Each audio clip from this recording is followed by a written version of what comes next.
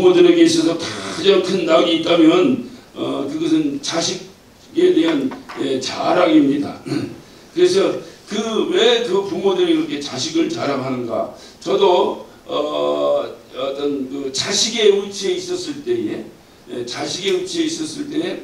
우리 아버지나 우리 어머니나 또 우리 할머니나 어떻든 저의 부모님들이 항상 보면은 저에 대한 이렇게 누구를 만나고 이렇게 자랑을 이렇게 하시더라고요. 그러면 옆에서 자식이 듣는 입장에서 아주 민망하고 이거 좀 그것 좀 안 했으면 좋겠는데, 그리고 제가 생각할 때 특별한 것도 아니고 남들도 다 하는 것이고, 그럼에도 불구하고 그 부모의 입장에서 자꾸 자랑을 합니다. 그러니까 제 입장에서는 아주 민망스럽고 그랬어요. 그러다가 제가 이제 우리 아버지 나이를 뛰어넘고 이제 제가 이제 부모의 위치에 이렇게 갔습니다. 이러다 보니까 저도 누가 시키질 않아서 말은 못하지, 누가 이렇게 한마디 어디 목사님 아들은 요새 뭐해요? 이렇게 누구라도 하나 좀 물어봤으면 좋겠어요. 물어보는 순간이면 여기서 이제 다다다다다다다다다 하기 시작합니다. 내가 우리 아버지가 그렇게 하는 걸 굉장히 내가 막 창피스럽게 생각하고 속상하게 생각하고 이랬는데, 어느 날 보니까 나도 역시 우리 아버지와 진배없이 똑같은 부모로서의 그 일을 하고 있더라고요. 그게 제가 한번 생각이었습니다. 어느 때는 별것도 아닌데 괜히 내가 그분들한테 그런 얘기를 했네? 이렇게 후회가 돼요. 그래도 집에 들어가서 가만히 생각하면서 어찌 보면은 내가 꼭 그놈이 정말로 훌륭해서 그렇게 얘기하는 것도 있지만, 또 한편을 생각하면 우리 아들이 그런 사람이 되었으면 좋겠다고 하는 바람이 약간 좀 더해져가지고 기름이 약간 쳐져, 오늘날 유행어로 해보면 그 MSG가 약간 쳐져가지고 이렇게 해서 이게 나가는 거다 이렇게 생각하니까 약간의 과장도 좀 있더라고요. 그러니까 객관적일 수가 없어. 그냥 내가 내 자식이니까 그렇게 하는 거예요. 그런데 내가 왜 이렇게 하는가? 보니까 그게 부모의 마음이에요. 다시 말하면 부모는 뭐냐? 자식은 부모의 멸관이다. 주님 말씀하세요. 자식은 부모의 멸관인데 이 자식을 통해서 부모가 영광받기를 원하는 거예요. 그러니까 내가 잘되고 내가 잘생기고 내가 뭐하고 이 소리보다도 우리 아들이 잘생기고 우리 아들이 잘났고 우리 아들이 더하고 이것을 원하더라 그 말이에요. 어떤 부모나 그것을 원치 않는 사람은 없습니다. 이것이 바로 하나님의 속성이구나. 이것이 바로 하나님의 성품이구나. 그래서 우리 하나님께서는 어느 정도로 이 영광 받으시기를 어느 정도로 원하시는가 보니까 우리를 값을 주고 사셨다는 거예요. 우리를 통해 영광 받으시려고 우리를 통해 값을 주고 사셨다는 거예요. 이거 비유가 정확하게 맞지는 않습니다만은 집에서 여러분 애완용이 이 강아지나 뭐 이렇게 기르시는 분 계시죠? 누가 뭐 길르다가 귀찮으니까 주기도 하고 또는 뭐 어디서 얻어오기도 하고 했겠지만은 진짜 이 매니어들은 돈 주고 삽니다. 그 강아지 한 마리 굉장히 비싸다고 그래요. 그 왜 강아지를 하다가 생고생을 하는 거야. 강아지 없으면 내가 편하대. 강아지 그 묘기 사다 줘야지. 또 그냥 오줌 싸면 닦아야지. 그거 어떻게 그 강아지를 야단칠 수도 없고 팰 수도 없고 그걸 어떻게 하겠어요. 천방지축 그냥 가서 막 신발 물어뜯지. 그래도 그거를 어떻게 하면서 그 강아지를 집에서 또 어떻든 밖에서도 안 기르고 그냥 그 막 좋은 먹이 사다 줘가면서 그걸 갖다가 집안에서 같이 기른다고. 배터리 얼마나 다닙니까? 그런데도 날마다 자기 남편이 어지럽혀서 소리 지르던 텐데 강아지가 어디가 아무 소리도 안 하고 다 닦아가면서 또 못 알아 그 강아지 데려다 그러는가. 내가 가만히 한번 생각해 보는 거예요. 저도 제가 미국에 있었을 때 그 유학을 끝내고 한국으로 들어가시는 목사님이 계셨어요. 그분이 강아지를 하나를 기르는데 강아지가 아주 명품이라는 거예요. 좋다는 거야. 근데 자기 생각에 이걸 달라고 하는 사람이 많은데 목사님 생각이 났대. 목사님이 강아지 좋아하시는 것 같아서 목사님 생각이 났으니까 목사님 기르시려면 드리고 안 기르시려면 다른 사람 주겠다고 그래요. 그래서 내가 덥석 물었습니다. 다 달라고. 그런데 이 강아지는 방 안에서 기른다는 생각은 난 안 했고 뒷뜰에다 매놓고 기르는 것으로 생각을 했어요. 그리고 이제 개가 그만큼 컸습니다. 이만큼 컸기 때문에 뭐 어떤 사람도 이따만한 것도 방 안에서 같이 기릅니다만 제가 볼 때 요만한 강아지가 좀 이만큼 어떤 그 코커스페니아가 뭔가 뭐 그런 강아지였습니다. 이렇게 뭐 영국 왕실의 무슨 사냥개라나 뭐라나 뭐 그런데 그걸 이제 뒷뜰에다 이렇게 매어놓고 이제 기릅니다. 기른데 옛날처럼 목다발로 찌꺼기 주는 게 아니에요. 다 갖다가 사료 사다 줘야 되지. 또 가끔 뭐 간식도 사다 주지. 근데 제가 그 강아지를 집에다 갖다 놓은 다음부터 우리 집사람으로부터 수많은 핍박을 들었습니다. 그 이유가 우리 아들 그렇게 이러다 한 번도 내가 나가다 들어올 때 과자 봉지 하나를 사온 적이 없는 사람인데 뭐 사올 새도 없었지 뭐 아침에 나왔다 저녁에 들어가 그러니까 근데 신기하게 이 강아지를 집에다 갖다 놓은 다음부터 이렇게 지나가다 보면 펫샵이라고 이렇게 그 강아지 이렇게 뭐 그게 용품 파는 가게가 미국에 많이 있어요. 그 앞을 그냥 못 지나가는 거예요. 예, 꼭 들어가가지고 그 개 좋아하는 그 고기 있어요. 비프저기 말려놓은 것 같은 이거는 그 개가 좋아하더라고요. 그걸 한 봉지 사면 일주일을 줘야 됩니다. 이틀이면 다 줘버려요. 하도 매다니까 계속 주다 보니까 다 주고 또 나가 내가 들어올 때도 또 사다가 또 주고 그러니까 우리 사람이 아주 그거를 싫어하더라고요. 그러니까 이 개가 자기를 좋아하는 사람마다 좋아해. 자기 싫어하는 것도 싫어해. 신발을 뜯어도 꼭 우리 집사람 신발만 뜯어. 얻어 터지려고. 그 아주 그 강아지 때문에 집안에 불화가 일어날 정도로 아주 어렵고 힘들고 나만 들어오면 뭐 그냥 막 뜰에서부터 저 멀리부터 제 자동차 소리를 그게 알아듣는다는 거예요. 나 참 그 강아지 신기합니다. 그래도 팔팔 뛰기 시작하고 벌써 내가 한 1, 2분 후면 집에 들어온다는 거예요. 그런데 그 강아지도 결국 이제 도저히 감당이 안 돼가지고 그 옆집을 줬습니다. 줬는데 그러니까 제가 왜 말씀드리냐 뭔가가 허전하면 그 자식같이 강아지 기르는 거예요. 그 제가 그 미국에 가서 얼마 안 있을 때인데 그 집사님 한 분인데 하루는 교회로 왔는데 이렇게 입이 이만큼 나와가지고 뭐 치골한 표정으로 와 있어요. 그래서 목사가 어떻게 그냥 지나갑니까? 그래서 집사님 뭔 일 있으세요? 그랬더니 목사님 그래 왜요? 그랬더니 우리 애가 죽었어요. 깜짝 놀랐어요.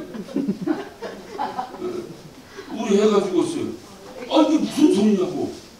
알고 보니까 길르던 강아지가 죽은 거예요. 그냥 저는 이제 그때 그 생각만 그 충격이 이런 말할 수 없어요.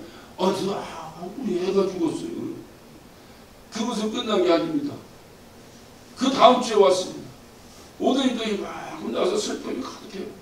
이제 내가 원인을 알았으니까 이제 뭐 이렇게 뭐 때문에 그러냐 묻진 않았지만 제가 집사님 힘내세요. 강아지 한번 또 갖다 기르면 되지. 제가 그랬어요. 그랬더니 목사님 강아지 안 기르시죠? 안 기른다 했더니 안 기르니까 그런 얘기 한다는 거예요. 죽은 강아지 말고 그거 자기가 거의 10년을 길렀는데 이걸 보내놓고 지금 자기 공황 상태에 빠졌다. 그러면서 하는 얘기가 제가 그때 아주 큰 실수를 해가지고 아주 뭐 진짜 미국에서 쫓겨날 뻔했는데 내가 하나님께서 그냥 제 입을 탁 막아주셔가지고 제가 말을 안 하는 바람에 살았어요. 지금은 20년 지났으니까 지금은 말할 수 있다. 그 다음 그 얘기 하시는데 뭐냐면 우리 애 장례를 치렀어요. 예? 무슨 그랬더니 장례를 치렀는데 15,000불 들었다는 거예요. 그러니까 제가 생각할 때 무슨 개가 죽었는데 개를 장례를 치르는데 무슨 15,000불을 들었는데 뭐 관값이 얼마고 뭐가 얼마고 너무 슬프게 하는 거예요. 그때 저에게서 뭔 소리가 나올 뻔했어요? 확 소리 지를 뻔했는데 자꾸 거기다 말 대꾸 하기 싫어서 그냥 내가 쓱 지나가 버렸어요. 제가 나중에 보니까 강아지나 이런 거 기르는 사람들의 그 어떤 심정을 제가 몰랐다는 거예요. 자기 새끼보다 더 귀하게 기르더라고 그 강아지를. 그러니 그게 한 10년 기르다가 그게 그렇게 됐으니 얼마나 그 마음이 허전하고 속상하고 했겠어요. 그래서 내가 그거 무서워서 사실 요새 강아지 하나 기르고 싶어도 못 길러. 기르다가 정들었다고 뭔 일 생기면 이거 어떡하나. 그게 굉장히 어려워요. 이게 참 이게 자식이라고 하는 것이 그 자식에게서 채워주지 않으니까 강아지를 통해서라도 채워볼 것이라고 그걸 그렇게 기르고 이제 자꾸 이렇게 산업화가 돼가고 사람 삶이 이렇게 어떻든 좀 약간 좀 여유가 있고 하니까 그런 쪽에 이렇게 관심을 가져 아주 그 펫 산업이 얼마나 앞으로 유망 산업이 잘 되는지 모른다 그런 얘기를 제가 들은 적이 있습니다. 아하 왜 이런가 보니까 사람은 누구나 그 자기 자신으로부터 영광을 받기로 원하는 영광을 받기로 원하는 거예요. 영광 받는다고 하니까 그게 굉장히 뭐하고 치사하고 이런 것 같아. 그게 아니라 자꾸 내 자식이 잘하면 어떻든 간에 여러분도 그렇지만 저도 그렇지만 나보다 내 자식이 잘 됐다고 해야 좋잖아요 기분이. 예? 누가 나한테 아부 한다고 말해 와가지고 아이고 목사님 아들보다 목사님이 훨씬 잘생겼네 이러면 내가 기분 좋겠어요? 승리 나겠어요? 그러니까 자식이라고 하는 건 항상 그렇다고 말해. 그래 우리 주님도 네가 나보다 더 큰 일도 할 것이다 라고 말씀하시는 거예요. 그거 남한테 하겠어요? 우리 주님이 남에게 네가 나보다 더 큰 일 한다 이거 하겠어요? 자식이니까 하는 거 자식이니까 자식이 너는 나보다 더 큰 일도 할 것이다. 아 그래서 자식을 기르다 보니까 주님의 심정을 우리가 이해하고 어느 정도 주님이 어떤 분이라는 걸 알 수 있겠구나. 오늘 값을 주고 사셨다는 우리를 어떤 값을 주고 샀느냐? 당신의 독생자의 값을 주고 사셨다는 거예요. 여러분 아들도 참 중요합니다만 외아들만큼 중요한 게 또 어디 있겠어요. 귀하고 그 귀한 다시 말하면 우리 하나님이 가지고 계신 모든 만물의 소유물 가운데서 가장 귀한 값을 주고 우리를 사셨다 그 말이에요. 그러니 하나님이 볼 때 천하보다 귀하다 눈에 누워도 아프지 않다 이런 표현들이 하나님이 과장하시고 하시는 얘기가 아니라 그 말이에요. 그러니 우리를 왜 그렇게 하셨는가 보니까 너희를 통해서 영광 받으시는 것이 우리 하나님의 소원이야. 하나님의 소원. 그래서 제가 교회를 개척해서 목회할 때마다 항상 무슨 교회하고 위에다가 하나 씁니다. 뭐라 하냐? 하나님의 소원을 이루어드리는 교회. 하나님의 소원을 이루어드리는 교회. 무슨 교회. 예를 들면 하나님의 소원을 이루어드리는 게 우리 부천 예배당 이렇게. 아멘도 안 하네. 하나님의 소원을 이루어드리는 게 하나님의 소원이 뭐냐 이 말이에요. 뭐라 그랬어요? 영광 받으시는 거예요. 우리를 통해 영광 받으시는 거예요. 그럼 우리가 그분께 영광 드리는 가장 귀한 방법이 뭘까? 그것은 간증입니다. 간증이에요.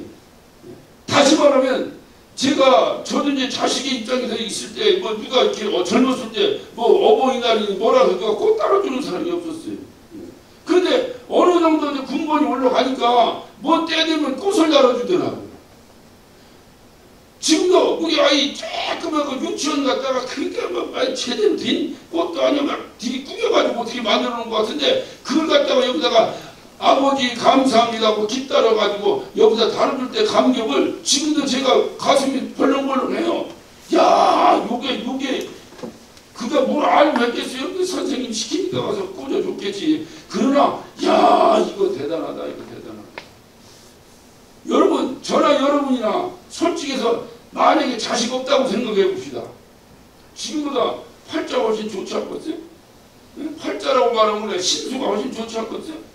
자식 때문에 우리가 이렇게 사는 거예요. 우리 껍데기 다 벗겨가지고 자식이 뒤집어 쓰고 사는 거예요. 자식 하나 없고 나 혼자 산다고 생각해 보세요. 제가 지금 뭐 이거보다 훨씬 더 그냥 폼 잡고 살지. 왜? 자식 때문에 희생하고 자식 때문에 다 하고 살잖아요. 자식에게서 그 돈 받을래 봐요. 빌어도 그 돈 다 받을까 말까요. 그런데 그렇게 하잖아요. 그렇게 하는데 그렇게 하는데 이 자식이 어느 날 그 아버지의 은혜를 알고 아버지 감사합니다. 이 소리 한마디 하면 우리 심정이 어떻겠어요? 그게 부모와 자식과의 관계 아니면. 그래서 우리 하나님께서 나를 이렇게 영생을 주시고 당신 자녀 삼아 주시고 하늘의 소망을 주시고 하늘에서 영원히 당신과 살 수 있는 그 엄청난 축복을 우리에게 주시고 오늘날 세상에서 부모들이 가진 거 이제 자식들에게 유산으로 다 넘겨주듯 우리 하나님도 하나님이 가지고 계신 하나님 나라를 우리에게 다 유산으로 물려주시고 그렇게까지 했는데 우리에게서 아버지 감사합니다 소리 하나님 듣고 싶어 하신다 이 말이에요. 우리 하나님 그 소리 듣고 싶어 하시는데 그거 한번 못 해드려? 추수감사주의다. 추수감사주의 또 헌금해야 되겠네. 이게 아니라 추수감사주의를 왜 하느냐. 이런 절기라고 하는 것은요. 고날 하루만 감사하라는 것이 아니라 우리가 일생 감사하는데 잊어먹잖아. 어머니날을 왜 만들어서 어머니 은혜를 잊지 않고 살아야 되는데 살다 보면 잊어먹잖아. 그러니까 좀 상기시키느라고 그런 절기를 만든 거예요. 그러니까 오늘 다른 것보다 오늘 하루만큼이라도 하나님 은혜를 좀 생각해. 내가 가만히 생각 하나님 은혜를 생각하니 이게 뭐 열순가라고도 꼽기가 어렵겠구만. 그 하나님 감사합니다. 이 감사의 표현의 가장 귀한 표현이 간증입니다. 간증. 내가 과거에는 이렇게 살았는데 어떤 경우를 통해서 예수님 만나고 그리고 내 삶이 이렇게 변해서 얼마나 하나님께 감사하지. 난 앞으로 하나님께 이러한 삶을 살 것이다. 이게 간증이에요. 여러분도 뭐 한 3분에서 5분 정도짜리 간증을 다 만드셔가지고 그래가지고 뭐 두서없이 막 얘기하면 안 되니까 좀 이게 적어가지고 주머니에 넣고 다녀. 그래 누구 만나면 딱 그거 피고 읽어. 그게 전도지. 야 아담이 사라가 따먹었거든. 그래서 남자들 목구멍이 툭 튀어나왔대요. 이런 소리 백날 해가지고 전도되는 사람 봤습니까? 너 알잖아. 나 옛날에 얼마나 내가 그렇게 살았냐. 근데 어느 날 내가 예수님을 만났다. 어떻게 만났는가 그 과정을 좀 설명하고. 그분을 만나 내 삶이 이렇게 변하더라. 내가 얼마나 기뻐하는지 모른다. 그때나 지금의 내 형편과 처지가 똑같잖냐. 근데 내 얼굴은 달라지지 않았더냐. 그래서 난 앞으로도 하늘아 소망 가지고 살란다. 이렇게 한 3분에서 한 5분 정도를 만들어봐. 그 소리를 할 때마다 그거를 하나님이 하늘에서 들으시고 얼마나 감격하실까. 얼마나 감격하실까. 그것이 주님이 오늘 말씀하신 게 너희 몸을 내가 값을 주고 샀다. 그러니 그런즉 너희 몸으로 하나님께 영광을 돌리라. 어찌 보면 안 하니까 하나님께 막 강력하게 말씀하시는 거예요. 내가 널 돈 주고 샀다. 내가 널 가치를 주고 샀다. 샀는데 네가 왜 샀느냐. 산 이유는 너희 몸으로 하나님께 영광을 돌리라고 샀다. 인생을 살다 보면요. 인생이라는 어떤 사람은 허무하게 생각하는 사람도 있습니다. 어느 사람은 정말로 알차게 살았다라고 생각하는 사람도 있습니다. 왜 인생이 그런 것인가? 제가 한번 생각을 해봤어요. 인생을 3단계로 나누면 인생의 첫 번째 현실의 삶의 단계가 있습니다. 사람들은 이 삶이 전부인 줄 알고 살아가요. 내가 육체를 가지고 사는 동안에 사는 이 삶이 내 삶의 전부인 줄 알고 여기에 모든 것을 전력 투구하고 모든 것을 투자하고 모든 관심을 갖고 그 자기의 명예와 부와 뭐 어떤 이런 것들을 누리기 위해서 몸부림을 칩니다. 그런데 성경은 이렇게 말합니다. 야고보서 4장 14절에 보면 내일 일을 너희가 알지 못하노다. 너희 생명이 무엇이뇨 너희는 잠깐 보이다가 없어지는 안개니라. 인생이라는 게 그런 것이다 이 말이에요. 또 베드로전서 1장 24절에 보면 모든 육체는 풀과 같고 모든 영광은 풀의 꽃과 같다. 지난주에 부평의 한 집사님이 또 갑자기 돌아가셨어요. 갑자기 정말 좀 할렐루야. 조금만 오래 삽시다. 좀 좋은 날 있거든 갑시다. 갑자기 갔어요. 이분이 2달 전에 저에게 전화가 왔어요. 와서 목사님, 갑자기 목사님이 보고 싶대. 그러면서 왜냐면 코로나 때문에 서로 못 보잖아요. 못 볼 때는. 그래서 봐야지. 보자면 언제든지 보지. 나는 상관없어. 난 당신들 때문에 안 가는 거지. 나보고 오라고 그러면 아무 때나 가. 괜찮아. 그랬더니 자기 신방을 주면 그래서 갔어요. 갔더니 다리를 훅떡 여자 집사님이 훅떡 걷어올리더니 여기 보세요. 그래 보니까 이 다리 이런데 뭐 이런데가 이렇게 푸릇하니 멍이 들어있는 게 멍이. 그래 누구한테 맞았어 이거 웬일이야? 그랬더니 아니야 자고 일어났더니 이렇게 됐는데 자고 일어났더니 이렇게 됐다는 거예요. 그래가지고 가까운 병원에 갔더니 큰 병원으로 가보라고 그랬다고. 그러더니 훌쩍 기도를 해줬어요. 2달 전에 2달 전. 그랬어요. 그러더니 자식들이 와가지고 이제 그 병원에서 뭐 암 같다고 어쩌고 했다고 이제 일산 이제 암병원 있더라고. 저도 처음 가봤어요. 가끔 그런 데 가봐야 돼. 진짜. 다른 병원하고 다르더라고. 내가 거기 쫙 머리 내고 뭐고 다 머리 박박 깎고 다 아도 환자가 있는데 아휴 진짜. 그래 거기 입원했는데 가니까 급성 혈액암이라고. 그래가지고 한 달 동안 그 중환자실에서 나오지도 못하고 집중 치료를 받다가 일반 병동으로 이렇게 나왔다는 거예요. 그래 일반 병동으로 나왔다고 해서 제가 이제 그 병원을 신방했습니다.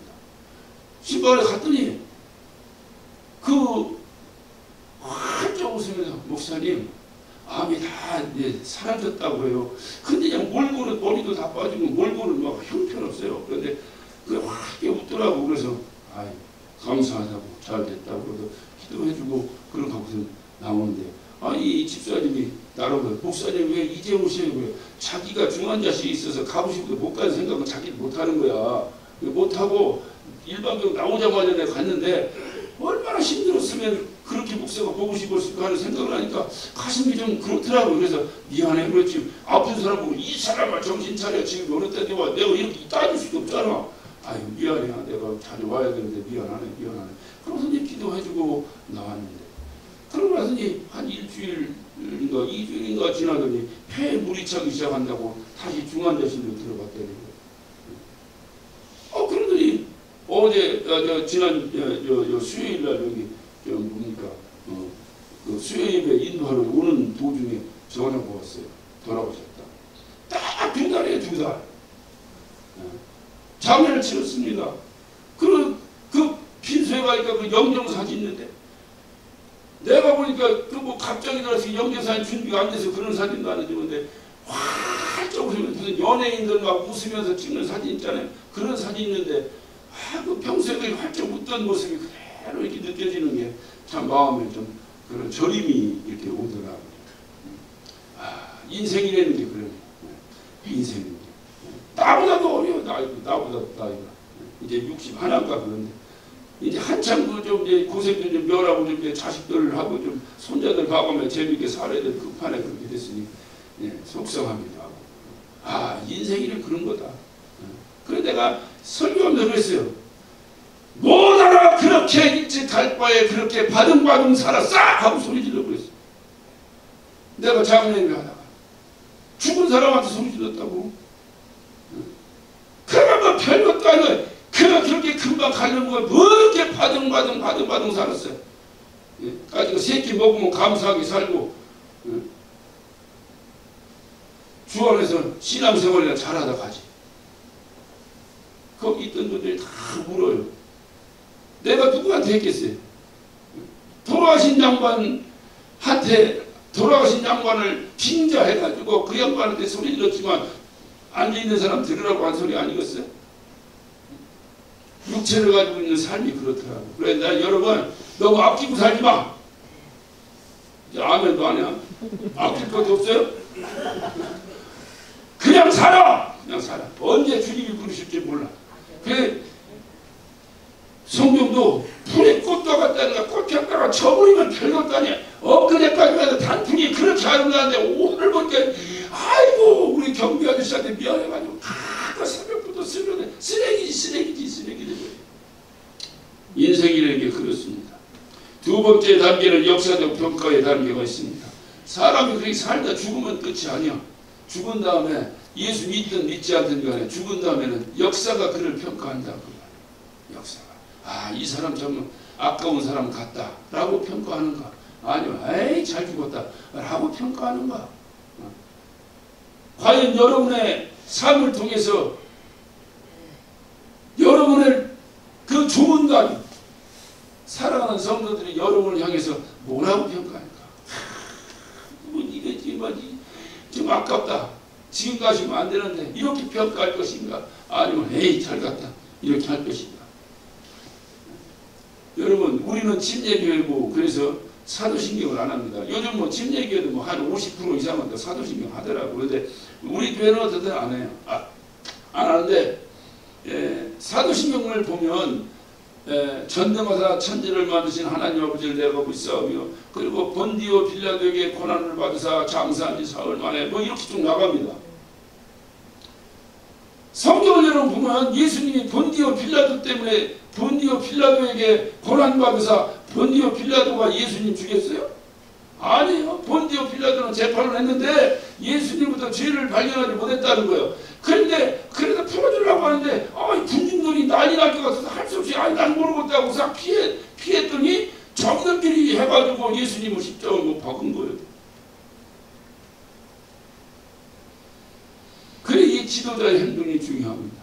그때 그렇게 자기 책임을 회피해보려고 그렇게 해버렸어요. 그런데 오늘날까지 2000년 지난 지금까지 예수 믿는 모든 사람들이 신앙 고백할 때마다 본디오 빌라도에게 고난을 받으사 본디오 빌라도에게 고난을 받으사 이게 역사의 평가예요. 이게 역사의 평가예요. 이런 역사의 평가가 참으로 중요합니다. 이 이상 떠난 다음에 과연 나를 역사는 어떻게 평가할 것인가. 마지막 세 번째로 가장 중요한 것은 하나님의 심판입니다. 고린도 12서 9장 27절에도 보면 사람이 한 번 죽는 것은 정한 것이라는 거예요. 그러나 그 이외에는 뭐예요? 반드시 심판이 있다. 이 사실을 우리는 믿기 때문에 이 주일날 아침에 주님 전에 앉아있는 거예요. 하나님의 심판. 우리는 본의 아니게 교회 때문에 성경 말고 배운 게 또 하나 있어요. 그게 뭐냐면 법이요, 법. 다 법통이에요, 법통. 옛날에 보니까 누가 보니까 뭐 이게 감옥에 가면 거기 앉은 사람들이 뭐 죄 짓고 왔어? 그래 탁 들어보면 탁 뭔죄 그러면 그거 2년 받을 거야. 딱딱 맞춘다고 그런 얘기 들어봤죠? 오늘날 나한테 물어봐봐 내가 다 맞출게. 거의 법통이 돼버려요. 법통. 몰라도 되는 건데 교회 잘못 만나서 어떻게 이렇게 알게 됐습니다. 그런데 그 재판이 정확합니까? 정확했으면 벌써 끝났지.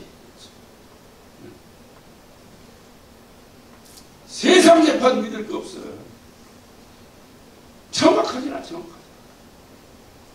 그런데 그렇게 정확하지 못한 재판 때문에 힘들어하는 저와 여러분 한 가지 중요한 것이 하나 있습니다. 그랬다고 해서 모든 재판이 정확하지 않다고 생각하면 안 됩니다. 하나님의 재판은 1.1획도 틀림없이 정확한 줄로 믿으시기 바랍니다. 하나님의 재판은 정확하다고 말이야. 하나님의 심판은 그 정확한 심판이 나를 어떻게 심판할 것인가. 결국 우리에게서 가장 중요한 게 뭐겠어요? 인생의 단계입니까? 아니면 죽은 다음에 죽은 역사의 평가입니까? 아니면 하나님의 심판대 앞에서의 평가입니까? 하나님의 심판대 앞에서 내가 어떻게 평가받느냐가 가장 중요한데, 그런데 이거를 따로따로 분리할 수가 없는 것은 인생에서 이 인생의 삶의 단계, 현실의 삶의 단계를 잘 살고 진중을 받으니 역사가 그를 좋게 평가하고 역사가 그를 좋게 평가하니 하나님의 심판 앞에서도 결국은 좋은 평가를 받지 않느냐. 향유옥합을 깨뜨렸던 그 여인은 현실의 삶에서 주를 사랑했습니다. 주님께 모든 영광을 돌렸습니다. 주님이 솔직히 생각하면 야 그거 깨지 말고 너 잘 먹고 잘 살고 너 시집간 데 썼으면 좋지 않냐. 주님의 속마음은 왜 그런 마음이 없었겠어요. 그러면서 주님이 아무 대수 없이 그것을 흡족하게 받으신 이유가 뭘까? 저가 받은 은혜를 나에게 고백하고 있구나. 얼마나 주님이 황홀하셨을까.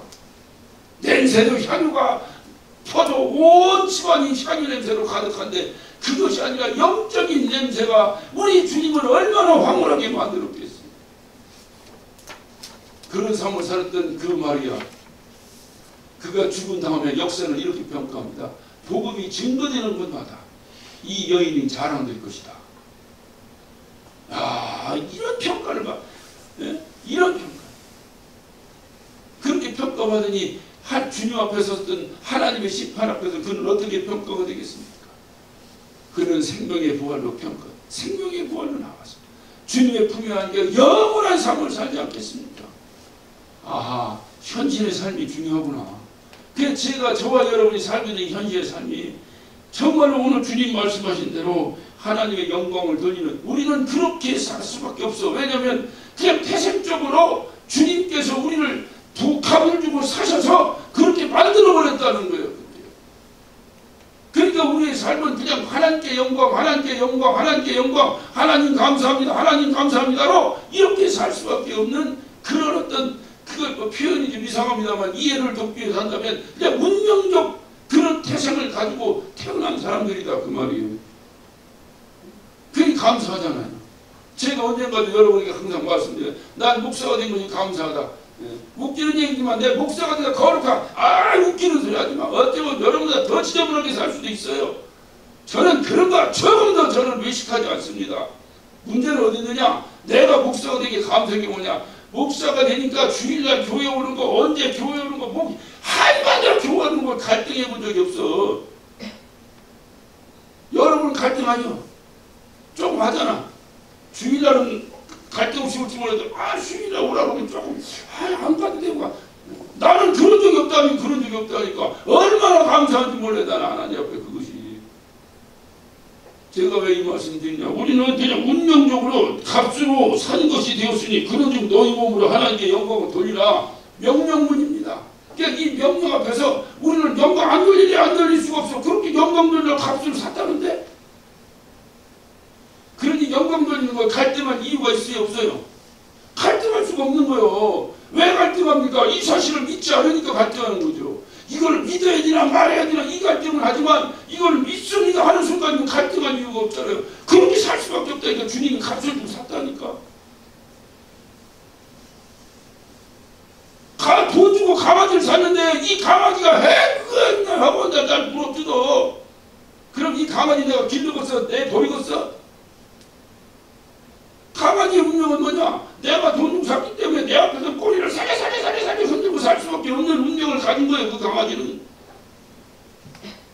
저는 여러분에게 운명론을 선포하기 위해서 이 말씀을 드리는 것이 아니고 여러분의 이해를 돕기 위해서 갈등하지 말라고. 어차피 우리는 그렇게 살 수밖에 없는 사람이라고. 그래서 제가 운명을 말씀드리는 거예요. 우리는 그런 사람이에요. 어쩔 수 없이 그런 사람이에요. 가룟 유다 보세요. 인생을 실패했어요. 주님 따라다니다 가지고 해본날 시험 들어가지고 결국 나중에 주님을 팔아버리는 엄청난 우를 범하고 말고. 그러고 나서 역사는 어떻게 평가했습니까?